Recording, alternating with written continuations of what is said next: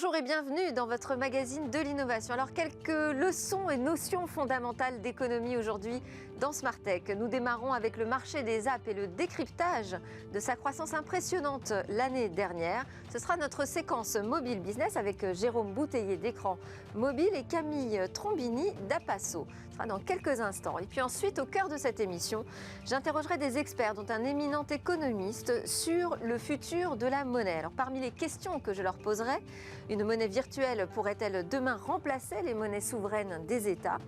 Ou encore le projet de crypto-monnaie initié par Facebook peut-il devenir le nouveau maître du monde des systèmes de paiement ? On verra aussi quelles conséquences peuvent avoir l'émergence de ces crypto-monnaies.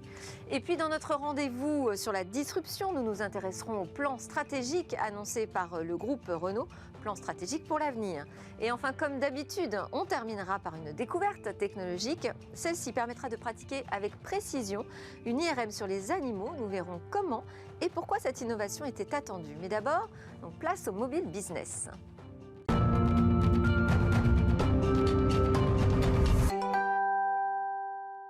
Comment la Covid-19 a boosté cette app économie? Pour en parler, donc Jérôme Bouteiller, fondateur d'écranmobile.fr, qui est en compagnie de Camille Trombini, fondatrice d'Apasso.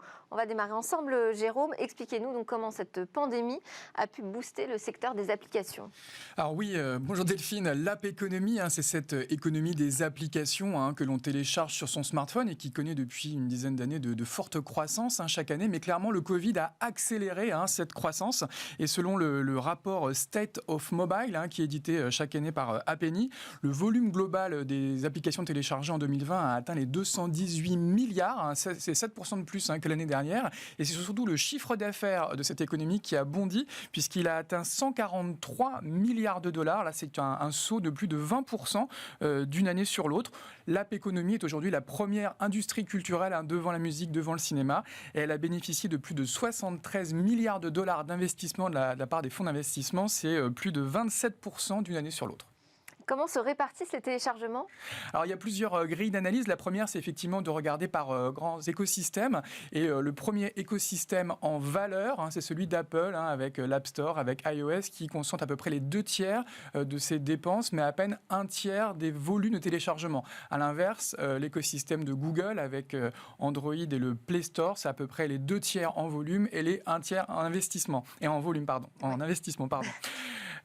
Autre grille d'analyse, c'est aussi par secteur d'activité. Le gaming représente aujourd'hui une très forte part de ces dépenses, puisqu'on est à peu près à 71%. Ça représente environ 101 milliards de dollars dépensés.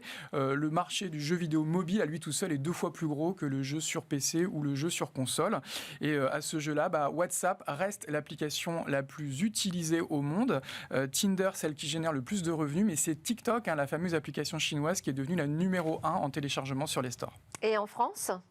Alors, selon Appenny, les dépenses en application mobile ont atteint 2 milliards de dollars l'année dernière sur le marché français. Ça représente 1,4% des dépenses globales.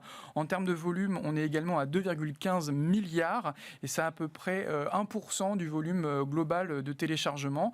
Quelques chiffres aussi intéressants. Les Français passent près de 3 heures désormais chaque jour sur leur téléphone mobile et ça représenterait une hausse d'environ 45 minutes au cours de l'année 2019.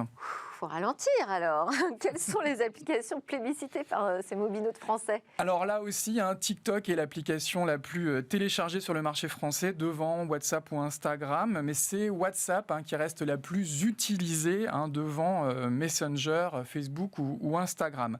Le Covid a également généré une très très forte croissance pour les applications de streaming. On parle de plus de 40% au cours de l'année. Alors ça fait le succès des grandes applications américaines, YouTube, Netflix, également Twitch qui appartient à Amazon. Mais on note également les fortes progressions de Molotov ou de MyCanal, 2 applications françaises très actives en streaming. Et on peut aussi enfin citer le boom des applications business comme Zoom, qui ont profité de l'engouement pour le télétravail et qui est désormais la 4e application la plus téléchargée en France. Si on se projette alors sur cette nouvelle année, quelles sont les perspectives? Alors cette année, le chiffre des 150 milliards de dollars de chiffre d'affaires devrait être dépassé pour l'App Economy. C'est 2 ans plus tôt que les anticipations qui avaient été faites ces dernières années par Appenny. Et clairement, si le Covid aura fragilisé des pans entiers de l'industrie, on peut parler du tourisme, de la restauration ou des industries culturelles, il aura aussi contribué au succès de beaucoup d'entreprises et à la création de nouveaux métiers, notamment en Europe, qui nous accompagneront au cours des prochaines années. Alors justement, on va parler de l'un de ces nouveaux métiers qui est lié à cette App Economy avec Camille Trombini, fondatrice d'Apasso. C'est une société, pour expliquer ce que vous faites, qui aide les marques à se référencer sur les stores. Oui, bonjour, enchantée. Oui, également, comme son nom l'indique, en fait, c'est l'App Store Optimization. Donc, nous accompagnons nos clients à développer la visibilité et les téléchargements organiques dans les moteurs, dans les magasins d'applications tels que le Google Play, l'Apple Store. C'est l'équivalent du SEO, donc ce qu'on faisait ce qu'on fait toujours d'ailleurs pour bien référencer son site sur le moteur de recherche. Là, c'est trouver sa visibilité sur les stores. Sur les stores, exactement. Alors justement, quelles sont les bonnes pratiques en matière d'App Store optimisation? Alors les bonnes pratiques, tout d'abord, c'est de travailler les textes pour améliorer en fait la découvrabilité des applications mobiles dans les stores.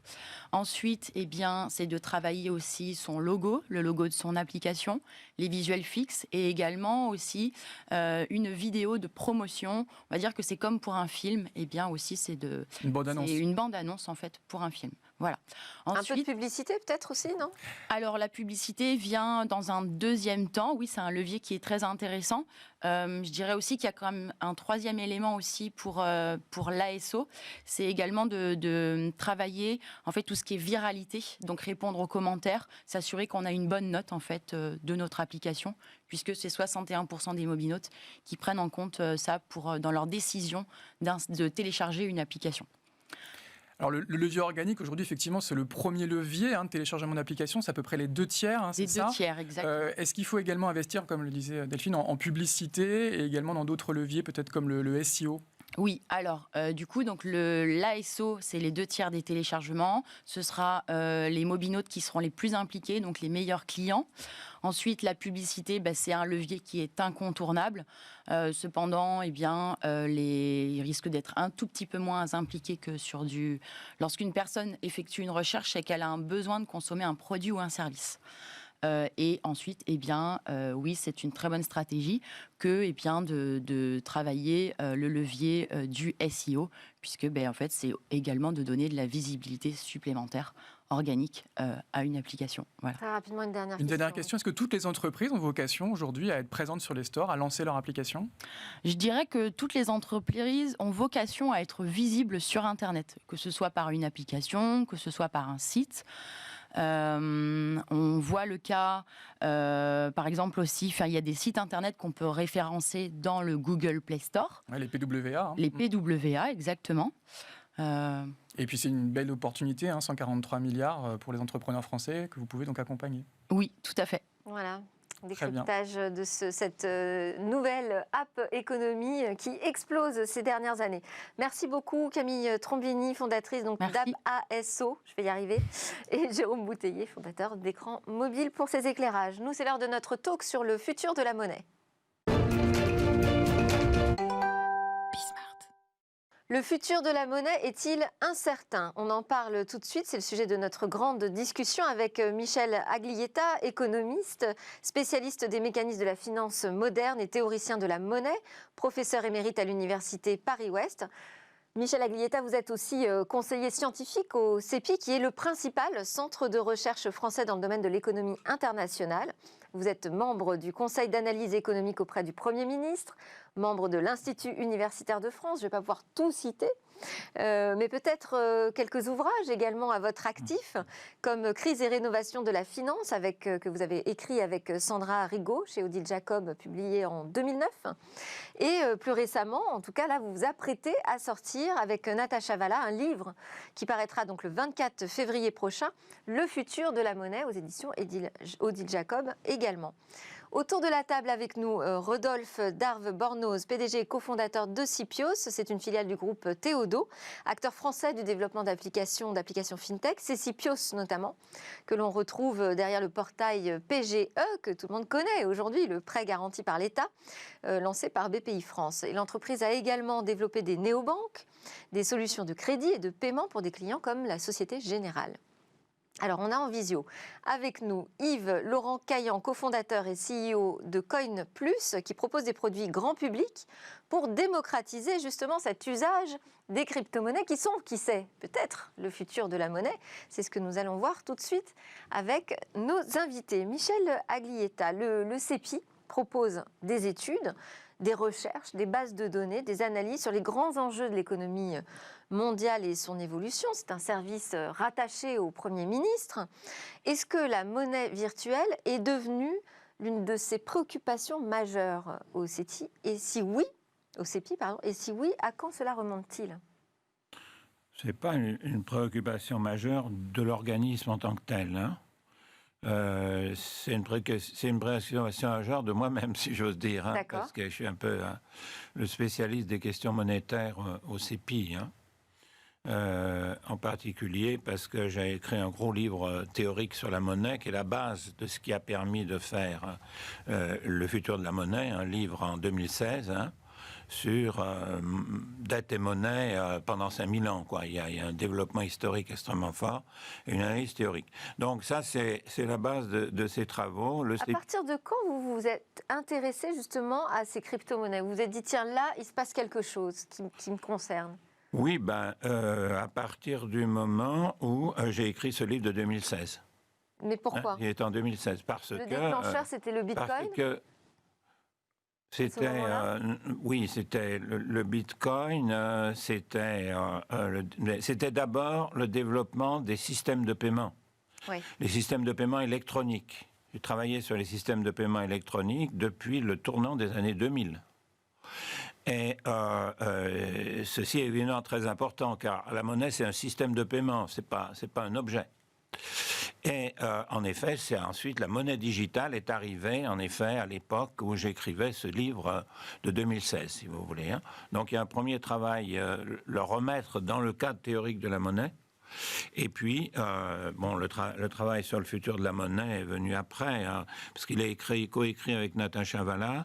Nathan Chavala a travaillé longtemps à la banque, à la BCE.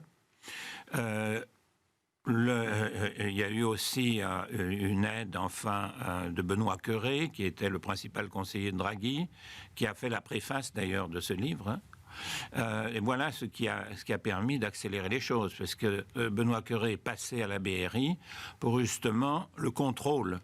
Oui. Le contrôle des GAFAM, le contrôle, si vous voulez, des grands FinTech qui rentrent dans le domaine monétaire et qui posent un très gros problème. Alors, on va effectivement aborder cette question. Mais d'abord, je vais donner la parole à Rodolphe Darve-Bornoz de Sipios. On a vu effectivement d'abord arriver ces nouveaux systèmes de paiement sur Internet, donc finalement une économie numérique se développer sans forcément qu'on aborde tout de suite la question de la monnaie. Donc on peut imaginer que l'avenir n'y changera rien, c'est-à-dire qu'on aura une cohabitation tout à fait pacifiste entre des systèmes de monnaie ou de paiement numérique et la monnaie souveraine des États. Est-ce que c'est comme ça que vous voyez les choses évoluer, ou est-ce que vous pensez qu'il va y avoir une compétition qui va véritablement s'installer ? J'ai l'impression qu'en ce moment, on voit plusieurs acteurs qui se positionnent sur le sujet de la monnaie. On a d'un côté des acteurs historiques, vous parlez des États qui frappent monnaie. On a aussi de plus en plus des acteurs tech donc, qui se positionnent, les GAFA, qui créent des expériences mixtes de plus en plus, qui sont des expériences à la fois sociales et qui incluent du paiement, qui incluent du e-commerce, par exemple, dans leurs expériences. Ils vont développer des parts de marché, ils vont chercher de la marge, concrètement, en développant ces services-là. Et donc, on voit de plus en plus ces expériences mixtes se développer. En parallèle de ça, on a le développement des crypto-monnaies, et donc on a un outil tech qui C'est-à-dire que c'est quand même un outil de pouvoir, la monnaie. C'est pas juste un outil qui sert à payer des biens et des services. C'est peut-être là où la cohabitation risque d'être un peu moins pacifiste qu'elle l'est aujourd'hui. Oui, et on voit que les États ont un levier énorme. On voit en Chine, par exemple, avec le développement du yuan, que la Chine va pouvoir imposer son moyen de paiement aux commerçants, ce que ne peuvent pas faire Alibaba, par exemple, et qui vont pouvoir donc assurer l'adoption de leur crypto plus facilement que les big tech. Et donc là, on voit que l'arme réglementaire va être un levier pour les États pour faire adopter leurs solutions. Alors, Yves Laurent Caillan est connecté avec nous, donc de Coin Plus. Bonjour. Bonjour. La question que j'ai envie de vous poser, on est vraiment en train de démarrer notre débat, on y va en douceur, hein, c'est quelle est cette nécessité finalement à créer des nouvelles monnaies, des monnaies virtuelles. On pourrait tout à fait penser que celle des États soit suffisante pour assurer aussi les paiements dans le monde numérique.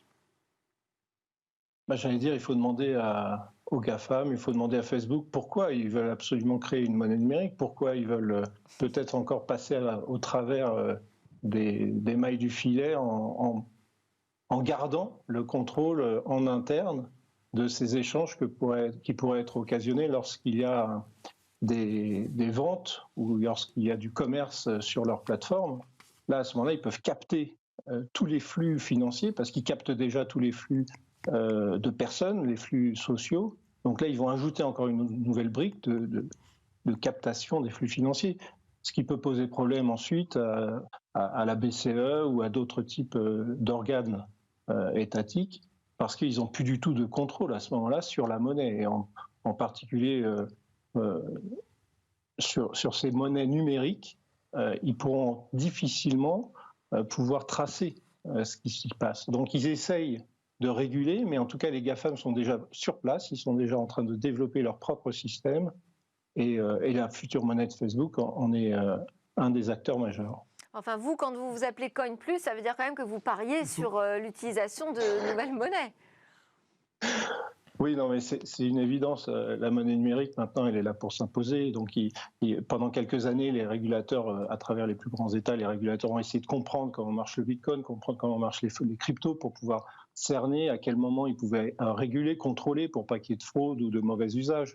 Donc, maintenant que la régulation est assez mature, la BCE, la Banque de France et les autres, le Sénat américain ou la Chine travaillent sur des monnaies numériques pour pouvoir ensuite contrôler, que ce soit au niveau des gros, c'est-à-dire tout ce qui est interbancaire, mais aussi également contrôler tout ce qui se passe au niveau retail, c'est-à-dire le grand public, comment ça se passe si sur Marketplace de Facebook, il y a des ventes d'objets, c'est-à-dire si vous achetez un sèche-cheveux ou une imprimante sur Marketplace, un vélo, eh ben, est-ce que vous allez payer en euros ou est-ce que vous allez payer en Facebook, peut-être Diem, si c'est le nom qu'ils ont choisi, si c'est le nom définitif de leur monnaie numérique. Donc l'usage de ces crypto-monnaies maintenant est évident.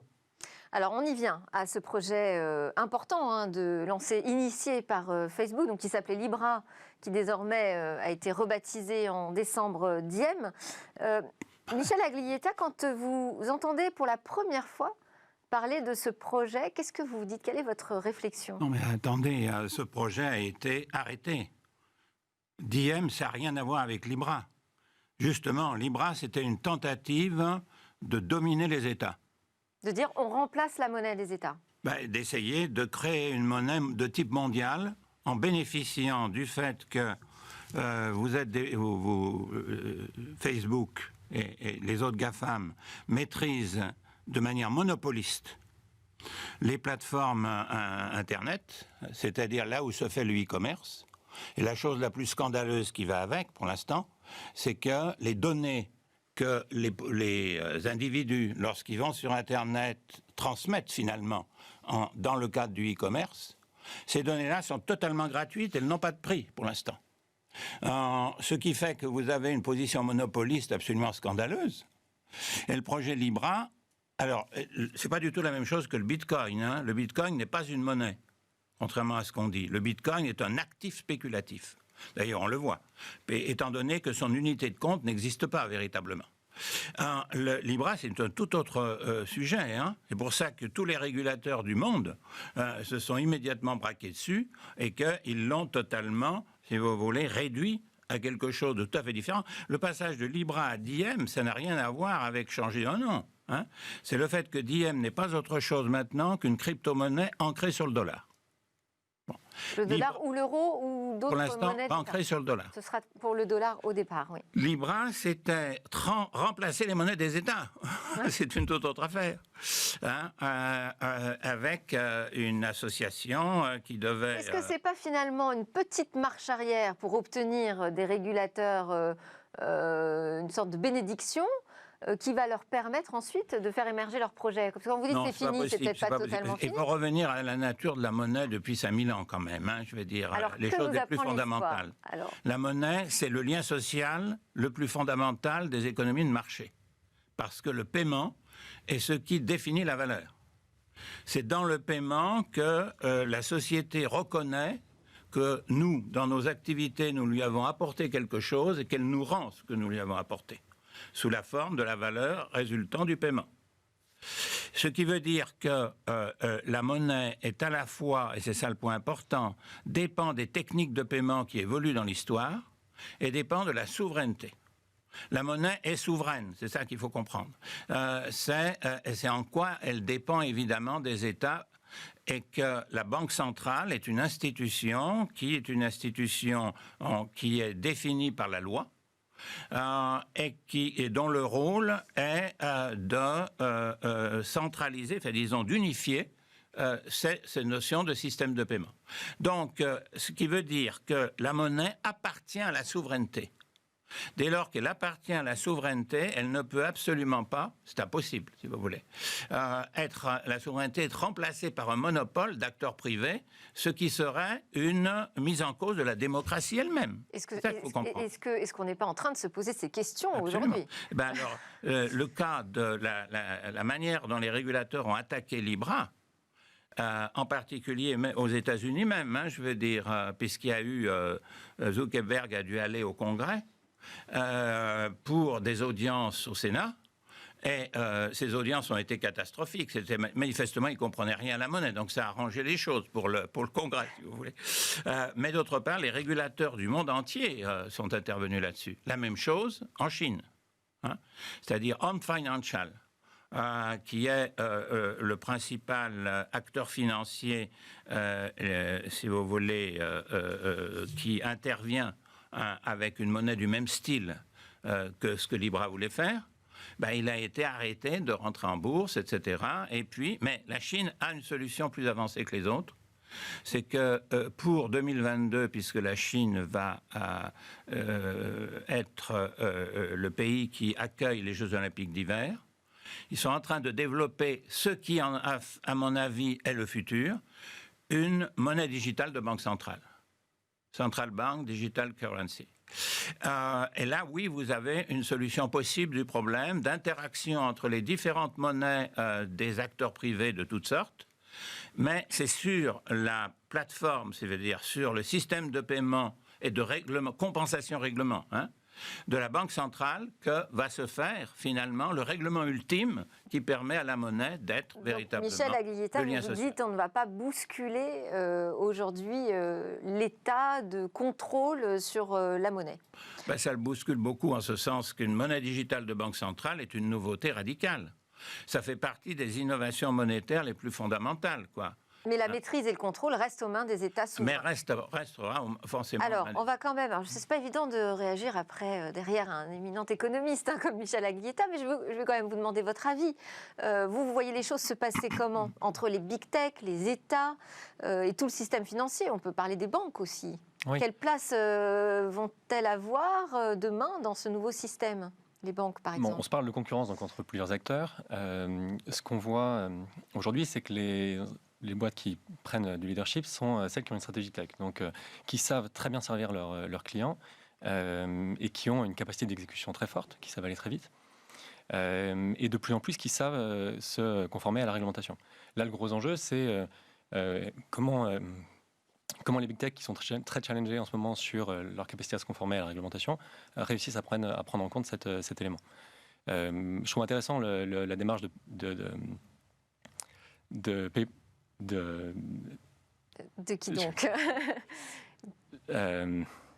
Vous voulez parler PayPal, oui. pardon, Ah oui. qui vient d'investir dans Taxbit.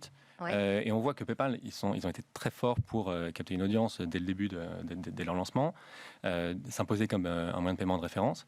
Et là, on voit qu'ils adoptent, ils permettent le paiement maintenant en crypto et tout de suite investissent dans Taxbit qui permet de faire ses déclarations d'impôts sur les transactions réalisées en cryptocurrencies. Donc on voit qu'ils cherchent un chemin entre la réglementation et l'exécution vers leurs clients.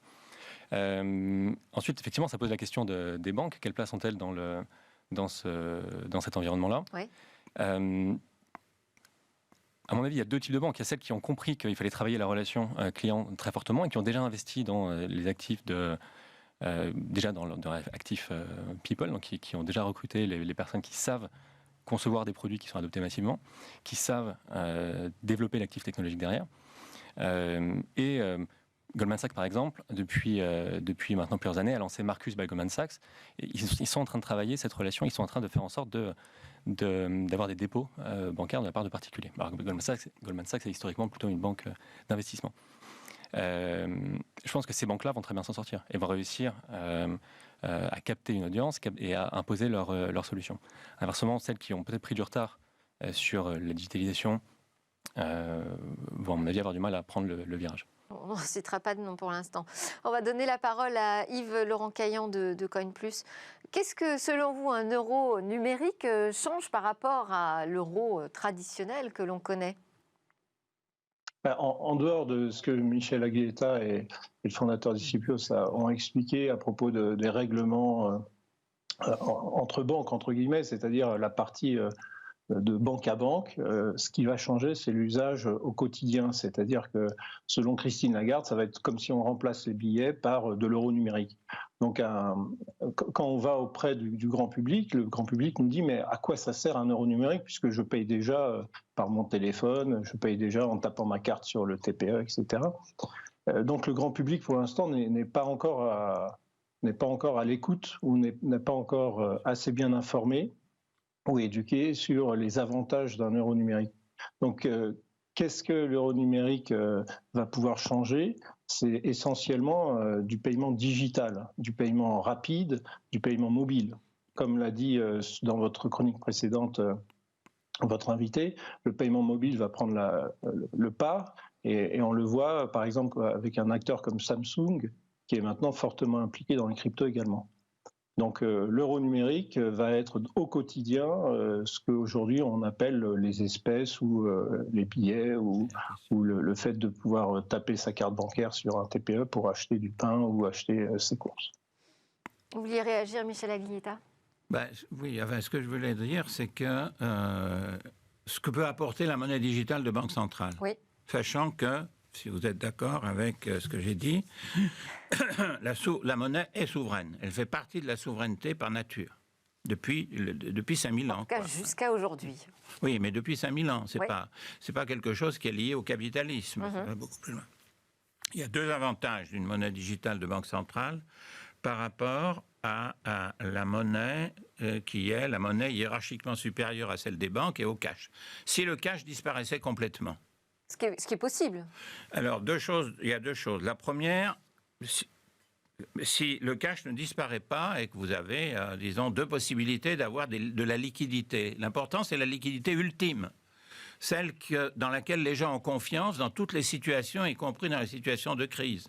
C'est d'ailleurs pour ça que la monnaie doit dépendre de la puissance publique, parce que seule la puissance publique en situation de crise a la possibilité d'être ce qu'on appelle le prêteur en dernier ressort, c'est-à-dire d'éviter l'effondrement total du système financier. N'oubliez pas qu'en 2008, nous avons une crise financière gigantesque. Et que sans l'intervention massive des banques centrales, eh bien, le système financier s'effondrait totalement. C'est ce qu'avait dit Bernanke. À l'époque, Bernanke dirigeait la Fed. Et il y avait un sénateur, c'était le 15 septembre 2008, un sénateur qui lui dit mais après tout, on peut laisser se poursuivre le processus, puis on verra bien ce qui en sort. Mais il a dit, si on fait ça, c'était le week-end, lundi prochain, il n'y a plus d'économie. Parce que la finance se sera totalement effondrée. Donc c'est ça l'idée qu'il y a besoin d'un souverain au-dessus. C'est celui qui est le prêteur en dernier ressort. Parce que la forme de l'actif qu'il émet est la liquidité ultime à laquelle tout le monde a confiance. C'est l'unanimité de la confiance de tout le monde vis-à-vis d'un seul acteur dans des situations de crise où l'incertitude est radicale, où il n'y a pas de vision sur les prix futurs, etc. C'est là qu'est le problème de fond et qu'il ne faut pas oublier. Donc, sachant ça, qu'est-ce qu'apporte une monnaie digitale de banque centrale? À mon avis, deux choses. Par rapport au système bancaire existant aujourd'hui, la première, c'est de rentrer dans le système de paiement, en particulier dans les pays pauvres, la masse des gens qui ne sont pas bancarisés, qui rentrent. Pensez le Kenya, notamment, avec le paiement sur téléphone, enfin, etc. Exact. Ouais. Il y a la Chine, évidemment, a développé ça depuis longtemps, mais le Kenya, c'est tout à fait intéressant, parce que c'est quand même un pays pauvre, etc. Donc, mais les gens pauvres dans les pays développés, il y en existe aussi pas mal, qui ne sont pas bancarisés, pas admis dans les banques. Donc, ils rentrent dans le système des échanges. Avec leur téléphone. Ils rentrent dans le système des échanges. Et le deuxième élément, c'est un élément, n'oubliez pas que, pourquoi la monnaie n'oubliez pas, les gens ne se rendent pas compte que c'est la même chose. On parle de politique monétaire, et qu'il y a besoin de politique monétaire. Ben, c'est politique monétaire, c'est pas économie monétaire. C'est-à-dire que le politique doit jouer le rôle de régulation d'ensemble de la macroéconomie. En particulier, qu'est-ce qui se passe dans le cadre de récession, On a besoin de baisser les taux d'intérêt. Quel est le problème aujourd'hui que rencontre la BCE? C'est qu'on ne peut pas descendre les taux d'intérêt en dessous de zéro parce qu'il y a du cash. Le cash ne paye rien, mais en même temps, on peut toujours sortir du cash. Donc, si on descend les taux d'intérêt en dessous de zéro, les gens vont sortir l'argent des banques et le mettre entièrement en cash. Donc, elle est bloquée. Au contraire, si vous n'avez plus de cash, mais si vous avez une monnaie digitale de banque centrale que tout le monde peut acquérir, c'est-à-dire que la banque centrale fait des comptes à ces gens-là, eh bien, la Banque centrale, dans des situations de crise, peut baisser les taux d'intérêt en taux négatif. Et en baissant les taux d'intérêt en taux négatif, elle relance l'économie de manière plus puissante qu'on ne peut le faire aujourd'hui. Et c'est pour ça qu'aujourd'hui, on a des gros problèmes. En Europe, on n'arrive pas à faire repartir la croissance parce que la Banque centrale a fait le maximum. Alors, ce qu'elle fait, c'est acheter des actifs, etc. Mais elle fait le maximum, mais le taux d'intérêt, elle ne peut pas le baisser en dessous de zéro.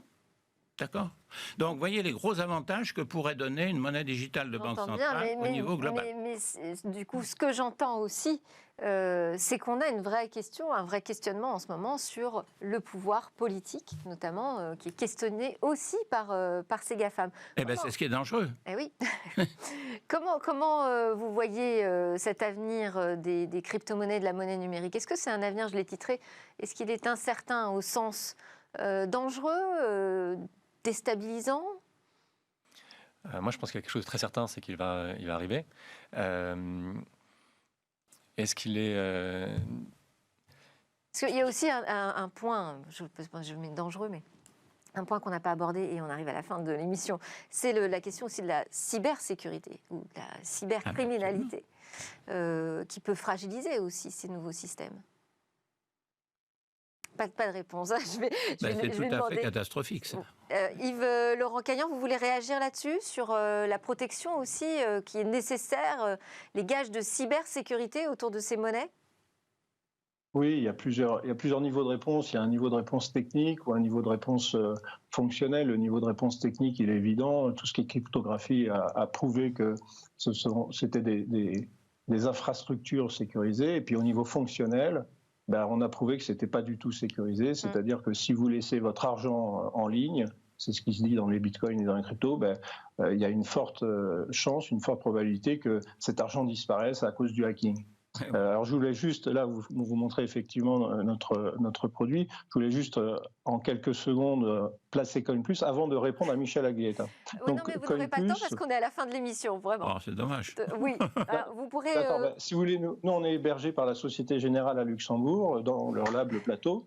Et en fait, pour pouvoir répondre au futur de la monnaie est-il incertain et à quoi sert l'euro numérique, nous on a fait un parallèle, c'est-à-dire qu'on va atteindre le public le plus grand public possible, mass market. En matérialisant à travers une carte. Le compte.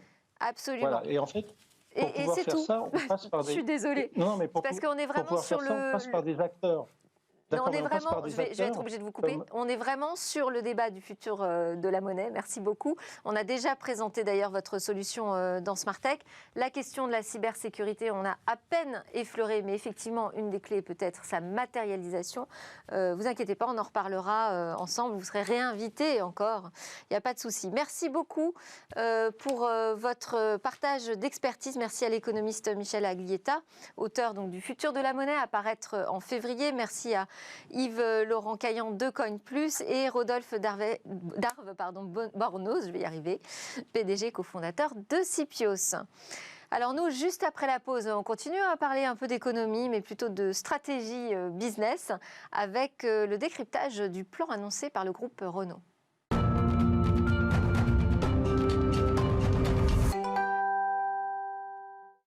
Nous sommes de retour sur le plateau de Smartech pour notre rendez-vous avec Alain Staron et son regard disruptif. Bonjour Alain. Bonjour Delphine. Alors je rappelle que vous êtes PDG, fondateur d'Amborella, avec qui vous accompagnez des dirigeants dans la mise en œuvre de leur stratégie de développement autour de l'innovation. Vous êtes également auteur de l'ouvrage Auto-Disruption et vous aviez envie donc de réagir au plan présenté récemment, au plan stratégique de Renault qui a été annoncé donc le 14 janvier. Absolument. Renault doit se sortir d'une passe très difficile. C'est toujours l'occasion en crise de se dire comment est-ce qu'on rebondit. Et donc le plan présenté comprend 3 volets, tout à fait rationnels. Hein. Le premier volet étant, je dois restaurer la profitabilité, et pour ça je rationalise. C'est très intéressant, puisqu'en fait, quand les groupes grandissent, les organisations se complexifient, et derrière tout se complexifie, et ça nuit à la profitabilité. Donc c'est plutôt pas mal de dire je divise par 2 le nombre de plateformes, je divise par 2 le nombre de types de moteurs. Ça va aller dans le bon sens. C'est pas du tout disruptif. C'est juste comment je fais pour rester dans la course alors que je suis devenu gros. Le deuxième sujet est très intéressant. Comment je fais pour gagner plus d'argent sur chaque voiture? Alors, on pourrait le prendre du mauvais côté de la cuillère, si je peux me faire ainsi, je suis pas sûr d'ici, en disant que ils ont raté le deal avec FCA.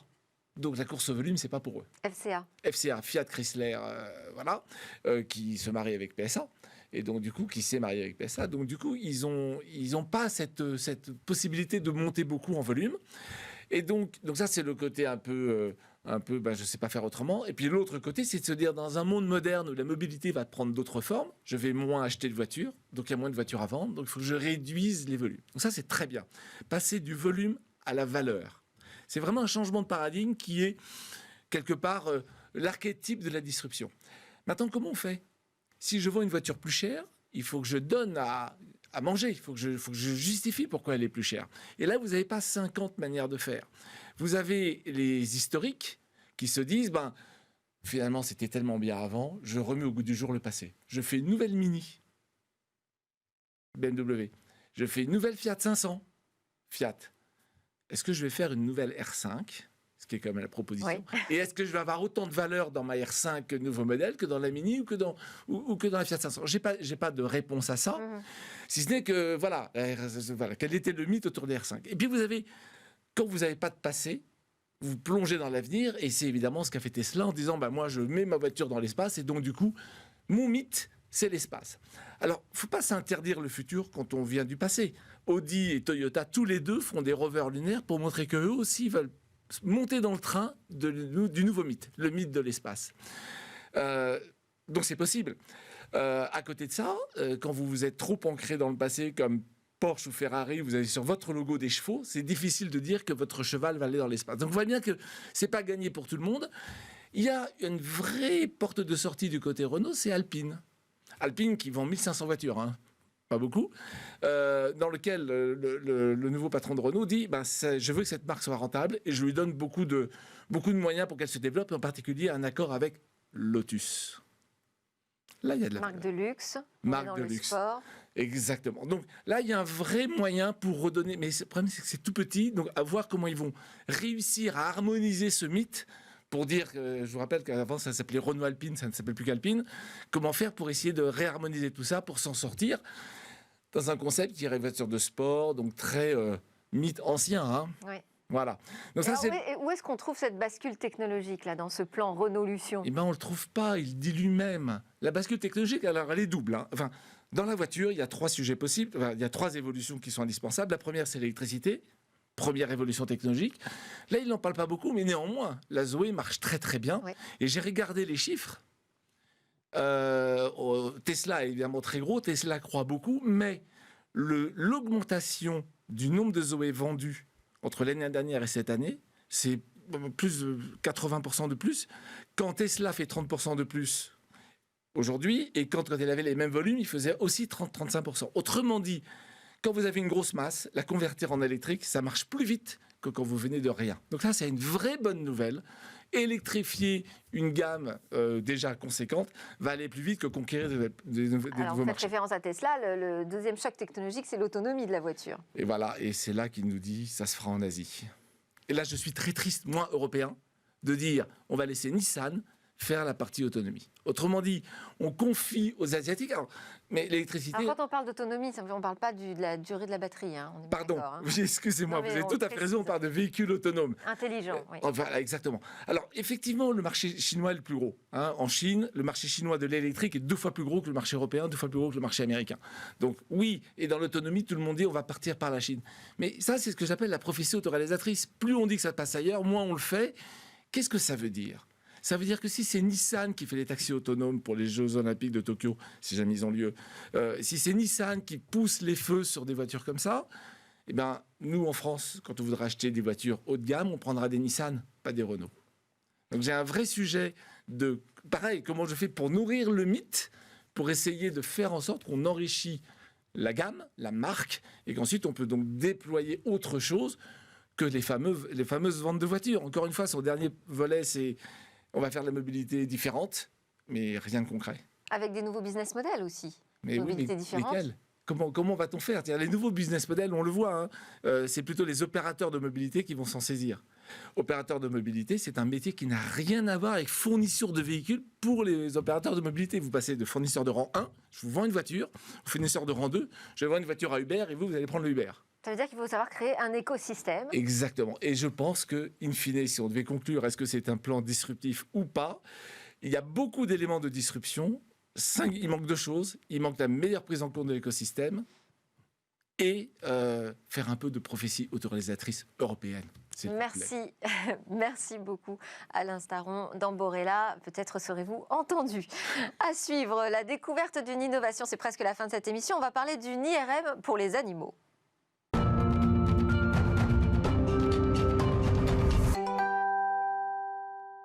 De quoi sera fait demain ? Alors chaque jour, Cécilia Sévry nous en donne un aperçu avec une innovation. Aujourd'hui, c'est à nos amis les animaux qu'elle s'adresse. Bonjour Cécilia Sévry. Bonjour Delphine. Oui, en fait, en faisant mes recherches, j'ai découvert que la recherche médicale et l'imagerie en particulier dans le domaine vétérinaire était en fait assez peu poussée aujourd'hui en France et même globalement dans le monde, c'est vrai. Par exemple, et c'est le sujet du jour, vous allez le voir, on pratique très peu d'IRM sur les animaux aujourd'hui en France. On a simplement, parce qu'on n'a pas adapté encore la technologie humaine aux IRM pour les animaux. En fait, pourquoi ? Parce que les fonds ne sont pas les mêmes, hein, il faut le dire, entre la recherche médicale pour les humains et la recherche médicale pour les animaux, évidemment. Et puis, pour les animaux, il n'y a pas de sécurité sociale, donc les opérations coûtent cher quand elles sont lourdes, et donc elles sont très peu pratiquées, on l'entend souvent autour de nous, qu'on laisse tomber la plupart des opérations qui sont lourdes, donc on manque de données et on manque aussi d'une cible, d'une clientèle. Donc il y a tout à faire dans ce domaine. Il y a tout à faire dans ce domaine et c'est donc le pari de cette start-up Auxel que je vous présente. En fait, elle a développé une technologie qui va permettre d'utiliser avec précision un IRM sur les animaux. D'abord, elle a créé des capteurs adaptés. C'est ce que vous voyez à l'image, les modélisations de ces capteurs. Vous savez, pour un IRM du genou ou de la tête, eh bien, il y a des capteurs qu'on place sur la tête ou alors sur notre genou pour étudier précisément la zone. Eh bien, on a créé la même chose pour les animaux parce que la vraie difficulté, c'est que pour les hommes, il y a une morphologie identique, mais pas pour les animaux. Donc, il fallait créer des capteurs qui s'adaptent à tous. Par exemple, pour les genoux, eh bien, on a créé des bagues qui iront sur les chats ou les chiens ou tout autre animal d'ailleurs.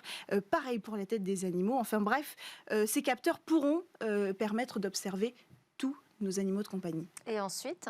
Alors ensuite, la start-up propose aussi un système d'algorithmes pour analyser ces images avec précision, avec la spécialité qu'il s'agit de données vétérinaires.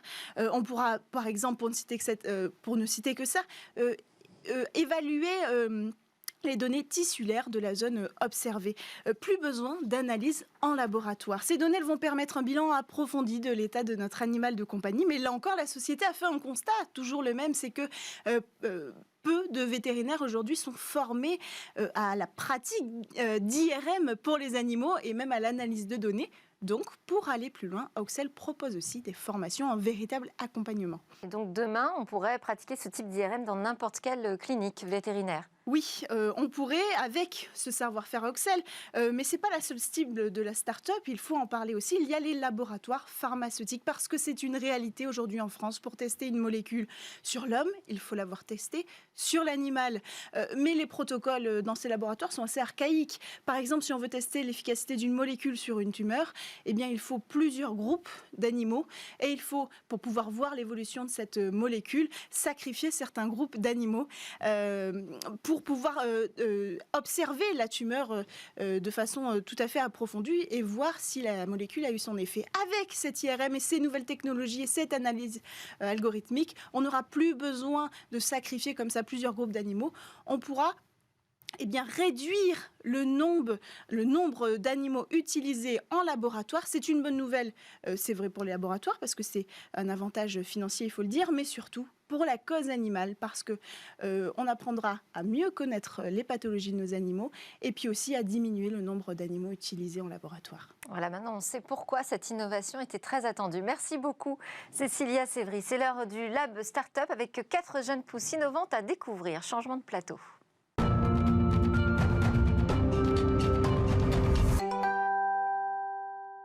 Merci à tous de nous avoir suivis. Je vous dis à demain pour de nouvelles discussions sur la tech.